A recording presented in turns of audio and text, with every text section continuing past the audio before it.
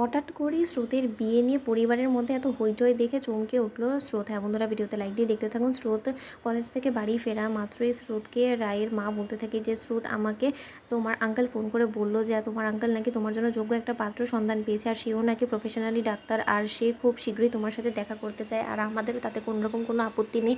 আমরাও চাই যে তুমি না হয় যত তাড়াতাড়ি সম্ভব তার সাথে দেখা সাক্ষাৎ করে তুমি তোমার মতটা জানিয়ে দাও, তারপরে যদি তোমাদের ভালো মনে হয় তাহলে আমরা বিয়ের কথা এগোবো। তখন এই কথা শোনা মাত্রই স্রোত চমকে ওঠে আর বলতে থাকে যে মা, আমার বিয়ে নিয়ে হঠাৎ করে তোমাদের মধ্যে এতটা উৎসাহ কবে থেকে শুরু হয়ে গেলো বলো তো? আমি জানি যে আঙ্কেল আমাকে বিয়ের জন্য যথেষ্ট পরিমাণে প্রেশার দিচ্ছে, কিন্তু তাই বলে তোমরাও যে একইভাবে আমার বিয়ে নিয়ে এরকমভাবে হই হুল্লোড় শুরু করে দিবে, আমি সেটা কল্পনাও করতে পারিনি। আচ্ছা মা, তোমরা কি চাও না যে আমি ঠান্ডা মাথায় এই বিয়ের মতন সিদ্ধান্তটা নেই?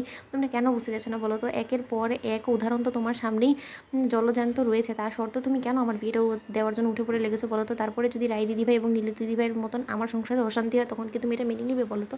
এই কথা শোনার পর রাই বলতে থাকে যে আচ্ছা স্রোত, এটার কি গ্যারেন্টি আছে? তুই এটা কী করে শিওরিটি দিচ্ছিস যে তোর সংসারে অশান্তি হবে? যেরকমটা আমরা জীবনসঙ্গী পেয়েছি সেরকম একই জীবনসঙ্গী তো তুই পাবি না, তাই না? দুজন ভিন্ন মানুষ হবে, তাহলে দুজন ভিন্ন মানুষের মধ্যে তুই কী করে এতটা শিওরিটি দিচ্ছিস বলতো?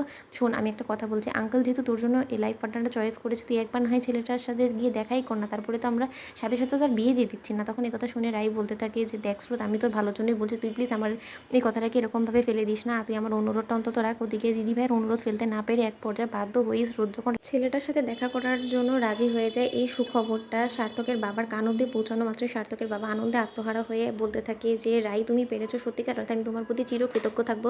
আজকে স্রোতের কারণে আমার বন্ধুর সামনে আমার মাথা নিচু হওয়া থেকে বেঁচে গেলো। স্রোত আবারও আমার মুখটা রেখেছে। আর তুই এমন একটা অপদার্থ ছেলে যে কিনা নিজের বাবার সম্মানের কথা একবারও ভাবিস না, কী করে বাবার সম্মানটাকে বিসর্জন দেওয়া যায় তুই সবসময় সেটার কথাই ভাবিস। তখন এই কথা বলা মাত্র সার্থক বলতে থাকে যে বাবা, এতটা আনন্দিত হওয়ার কী এমন খবর শুনলে তুমি বলো তো?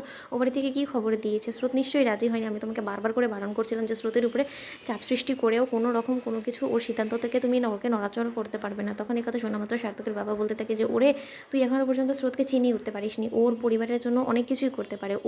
ওর সম্মতি দিয়ে দিয়েছে যে ও আমার বন্ধুর ছেলের সাথে দেখা করার জন্য রাজি হয়ে গিয়েছে। এই খবর শোনা মাত্র সার্থক বলতে থাকে যে আমি মোটেও বিশ্বাস করি না। আজ সকালেই তো আমার সাথে ওর কলেজে কথা হয়েছে এই বিষয়ে, কিন্তু ওর তো কোনো রকম কোনো কথা বললো না আমাকে এই বিষয়ে। তাহলে তুমি হঠাৎ করে কোথা থেকে খবরটা নিয়ে এলে যে স্রোতের নিজের সম্মতি দিয়ে দিয়েছে ওই ছেলেটার সাথে দেখা করার জন্য?